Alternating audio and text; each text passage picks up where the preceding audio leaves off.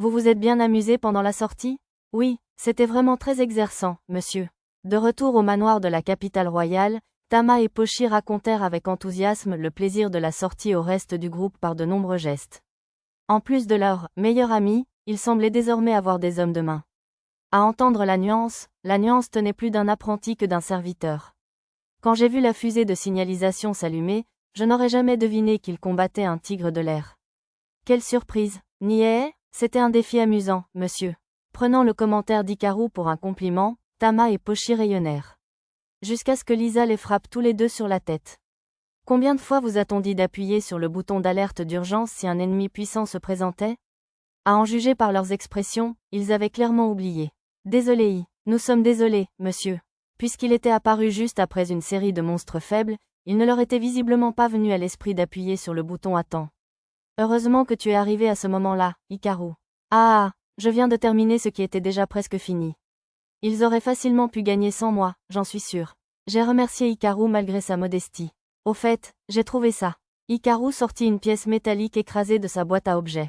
Une vis, hein? C'était un outil pour contrôler les monstres provenant de l'Empire des Belettes. Je supposais que ceux qui avaient tenté d'assassiner le duc Vistal l'utilisaient pour prendre Sherin en otage. Ont-ils attrapé les coupables qui contrôlaient les monstres? Je ne sais pas s'ils étaient tous là, mais ils ont trouvé un tas de cadavres massacrés. Ils avaient été déchiquetés par des griffes géantes, probablement tués par le tigre aérien. Le tigre aérien était-il lui aussi contrôlé? Il n'y avait pas de vis dans sa tête. Ce genre de monstre a tendance à être motivé par la curiosité, alors il a probablement été attiré par le mouvement de tous ces monstres. Ah, donc les gens qui mijotaient des bêtises ont été tués par le karma. Mais qu'est-ce que tu faisais là-bas, au fait?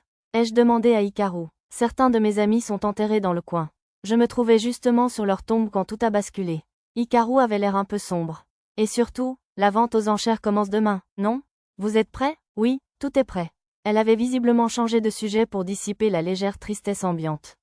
J'ai suivi le mouvement. Mon principal objectif était l'anneau de prière. Je voulais le gagner à tout prix, car il pourrait libérer Arisa et Lulu de leurs gestes. J'avais fait tous les préparatifs, même si je devrais peut-être prévoir quelques solutions de dernier recours en cas d'urgence. Oh, je sais, Seth m'a donné une liasse d'or pour m'aider à organiser quelque chose du genre. Pourquoi ne pas l'utiliser pour gagner une enchère? Sur ce, Hikaru fouilla dans sa boîte à objets et me tendit une bourse contenant environ 1000 pièces d'or qu'elle avait reçues du roi. Dans ce cas, tu peux aussi utiliser ce que j'ai gagné en aidant Mademoiselle Nina et la compagnie Eshigoya. Arisa sortit également une bourse, incitant le reste du groupe à empiler l'argent de poche de leur sac féerique sur la table. C'est peu, mais, maître, je vous donne mes réserves, je vous le déclare. Tenez, c'est le prix que j'ai gagné lors de mes batailles à Labyrinth City. Lisa avait une réserve conséquente. Pochi donnera aussi son argent de poche, monsieur. Tama aussi? Tama et Pochi fouillèrent avec enthousiasme dans leur sac féerique, sans grand résultat. Je l'ai trouvé, monsieur. Pochi trouva une pièce de cuivre et la déposa sur la table avec un grand sourire. Les épaules de Tama s'affaissèrent, elle ne devait pas en avoir trouvé. Désolée, dit-elle d'un ton découragé. Je lui tapotai la tête. Pas besoin de t'excuser. Il n'était pas surprenant qu'elle n'en ait plus, puisque de toute façon, je ne donnais à Tama et Pochi que l'argent nécessaire pour acheter des encas. Sans doute l'argent que je leur avais donné pour le nouvel an avait-il déjà été transformé en brochettes de viande. Hikaru, tout le monde, merci. J'inclinai la tête en signe de gratitude envers le groupe pour les quelques 1300 pièces d'or sur la table. J'avais déjà préparé quelques 300 000 pièces d'or pour la vente aux enchères, mais le geste était si gentil que je ne pouvais pas refuser. Une fois la vente terminée, je leur rendrai leur argent en les remerciant chaleureusement. Salut, Satou, comment est la salle des ventes? Le hall principal est à peu près aussi grand qu'un stade. On m'a dit qu'il y aurait plein de stands et de stands de restauration sur place le jour J, un peu comme un festival. Les autres filles semblaient fascinées par ma réponse à la question d'Hikaru. Je vais probablement rester coincée dans la salle des ventes toute la journée, mais je vais vous donner à chacun un peu d'argent de poche pour que vous puissiez en profiter pleinement.